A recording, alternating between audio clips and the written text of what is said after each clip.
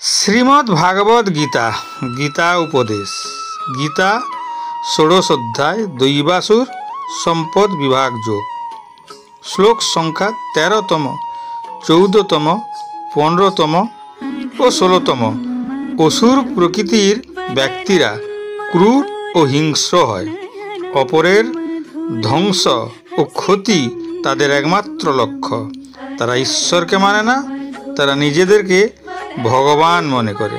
ইদমদ্য ময়া লব্ধমিমং প্রাপ্সে মনোরথম ইদমন্তি দমৌপি মে ভবিষ্যতি পুনর্ধনম আসৌ ময়া হত শত্রুর্হনিষ্যে চাপরানপি ঈশ্বরো মহং ভোগী সিদ্ধং বলবান সুখী অড্ডোভিজনবানস্মি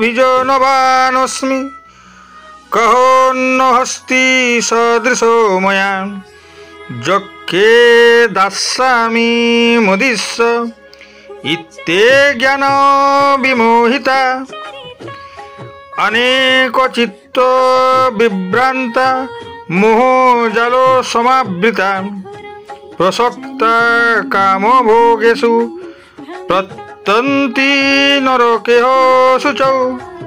অসুর স্বভাব ব্যক্তিরা মনে করে আজ আমি অনেক লাভ করেছি, আমার পরিকল্পনা যা আগামীতে আরও অনেক বেশি লাভ করতে পারবো। এখন আমার অনেক ধন আছে এবং ভবিষ্যতে আরও অনেক বেশি ধন লাভ করতে পারবো। আজ এক শত্রুকে নিধন করতে পেরেছি, ভবিষ্যতে অন্যান্য শত্রুদেরকেও আমি নিধন করতে পারবো। আমি ঈশ্বর, আমি ভোক্তা, আমি সিদ্ধ, বলবান ও সুখী, আমি সবচেয়ে ধনবান, আমি অভিজাত আত্মস্বজন দ্বারা পরিবৃত, আমার মতো আর কেউ নেই। আমি যজ্ঞ অনুষ্ঠান করব, দান করব এবং আনন্দ করব। এভাবেই অসুর স্বভাব ব্যক্তিরা অজ্ঞানের দ্বারা বিমোহিত হয়, নানা প্রকার দুশ্চিন্তায় বিভ্রান্ত হয় এবং মোহজালে বিজড়িত হয়ে কামভোগে আসক্ত হয়।